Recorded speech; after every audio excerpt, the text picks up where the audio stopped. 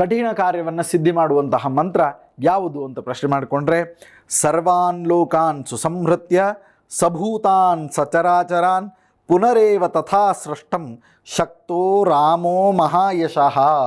So ಅದಕ್ಕೆ ರಾಮನ ಮೇಲೆ ಭಾರ ಹಾಕಬೇಕು. ಯಾವುದರ ಮೇಲೆ? ರಾಮನ ಮೇಲೆ ಯಾಕೆ ಭಾರ ಹಾಕಬೇಕು ಅಂತಂತಂದ್ರೆ, ನಮ್ಮ ಜೀವನದ ಸೇತುವೆ ಸರಿಯಾಗಿ ನೀರಿನ ಮೇಲೆ ನಡಿಬೇಕು ಅಂತಂತಂದರೆ ರಾಮನ ಮೇಲೆ ಭಾರ ಹಾಕಬೇಕು. ಬೇರೆ ಯಾರ ಮೇಲೂ ಭಾರ ಹಾಕಿದರೆ ನಡೆಯೋದಿಲ್ಲ, ರಾಮನ ಮೇಲೆ ಭಾರ. ಸೊ ಅದಕ್ಕೆ ನಾವು ಮಾತಾಡೋ ಮುಂದಾಗ ಏನಂತ ಹೇಳ್ತೇವೆ ಅಂತಂದರೆ, ನೀವು ಹೆಂಗಿದ್ದೀರಿ ಅಂತ ಕೇಳಿದ್ರೆ ಆರಾಮ ಅಂತ ಹೇಳ್ತೇವೆ. ಸೊ ಆರಾಮ್ ಅಂತನ್ನುವ ಶಬ್ದಕ್ಕೆ ಏನಂತ ಅರ್ಥ ಅಂತಂತಂದರೆ, ಆ ರಾಮ ಇಟ್ಟ ಹಾಗೆ ನಾವು ಇದ್ದೇವೆ.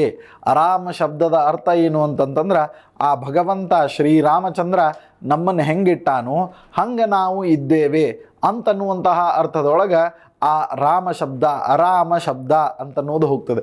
ಸೊ ಅದಕ್ಕೆ ನಾವು ಆರಾಮ್ ಅಂತ ಯಾಕಂತೀವಿ ಅಂತಂದರೆ ಇದೇ ಕಾರಣಕ್ಕೆ ನಾವು ಹೇಳುವಂಥದ್ದು. ಅದಕ್ಕೆ ಸರ್ವಾನ್ ಲೋಕಾನ್ ಸುಸಂಹೃತ್ಯ, ಎಲ್ಲ ಲೋಕಗಳು ಅಂದ್ರೆ ಈ ಮಂತ್ರವನ್ನು ಹೇಳಿಕೊಂಡು ಅಕಸ್ಮಾತಾಗಿ ನೀವು ಈ ಜಗತ್ತಲ್ಲ ಅತಳ ವಿತಳ ಸುತಳ ಪಾತಾಳ ತಳತಳಗಳಲ್ಲಿ ನಿಮಗೆ ಎಲ್ಲೇ ಕೆಲಸ ಇದ್ದರೂ ಕೂಡ ಅವಶ್ಯವಾಗಿ ನೀವು ಈ ಅರಿಶಿಣ ಬೇರನ್ನು ತೆಗೆದುಕೊಂಡು, ಅಭಿಮಂತ್ರಿತವಾದಂತಹ ಅರಿಶಿಣ ಬೇರನ್ನು ತೆಗೆದುಕೊಂಡು ನೀವು ಹೊರಟ್ರಿ ಅಂತಂತಂದರೆ ನಿಮ್ಮ ಕೆಲಸ ಕಾರ್ಯಗಳು ಅವಶ್ಯಕವಲ್ಲ, 100% ಆಗ್ತದೆ. ಸೊ ಅದಕ್ಕೆ ಸರ್ವಾನ್ ಲೋಕಾನ್ ಸುಸಂಹೃತ್ಯ, ಎಲ್ಲ ಲೋಕಗಳನ್ನು ಸುಸಂಹೃತ್ಯ ಒಂದು ಕಡೆಗೆ ಮಾಡಿದಾಗ ಆ ಭಗವಂತನ ಅನುಗ್ರಹದಿಂದ ನಡೆಯುವಂತಹ ಈ ಎಲ್ಲ ಲೋಕಗಳು, ಇದನ್ನು ಅರ್ಥ ಮಾಡ್ಕೊಂಬಿಡ್ರಿ.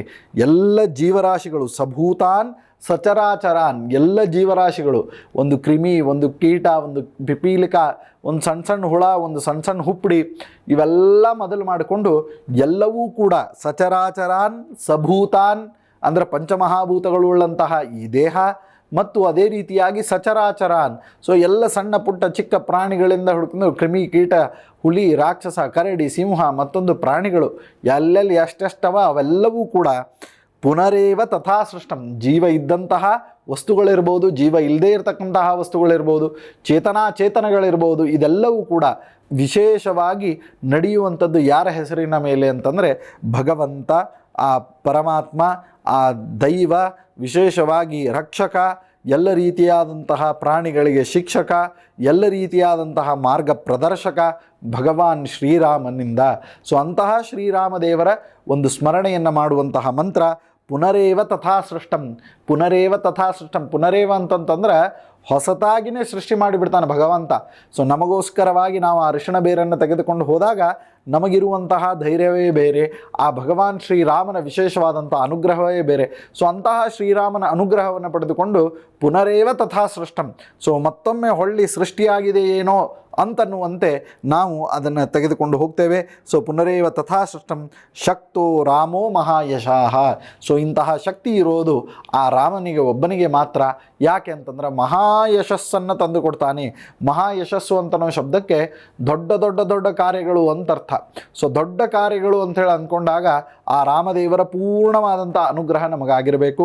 ಸೊ ಅದಕ್ಕೆ ಇಂತಹ ರಾಮದೇವರ ಕಠಿಣವಾಗಿರ್ತಕ್ಕಂತಹ ಕಾರ್ಯಸಿದ್ಧಿ ಮಂತ್ರವನ್ನು ಇವತ್ತಿನ ದಿವಸ ನಾನು ನಿಮ್ಗೆ ತಿಳಿಸಿದ್ದೇನೆ. ಮತ್ತೊಮ್ಮೆ ಹೇಳ್ತೇನೆ, ಸರ್ವಾನ್ ಲೋಕಾನ್ ಸುಸಂಹೃತ್ಯ ಸಭೂತಾನ್ ಸಚರಾಚರಾನ್ ಪುನರೇವ ತಥಾ ಸೃಷ್ಟಂ ಶಕ್ತೋ ರಾಮೋ ಮಹಾಯಶಃ. ಈ ಶ್ಲೋಕದ ಪಾರಾಯಣವನ್ನು ಮಾಡಿ ನಿಮಗೆ ಎಲ್ಲ ಕಾರ್ಯಗಳಲ್ಲಿಯೂ ಕೂಡ ಸಿದ್ಧಿಯಾಗ್ತದೆ.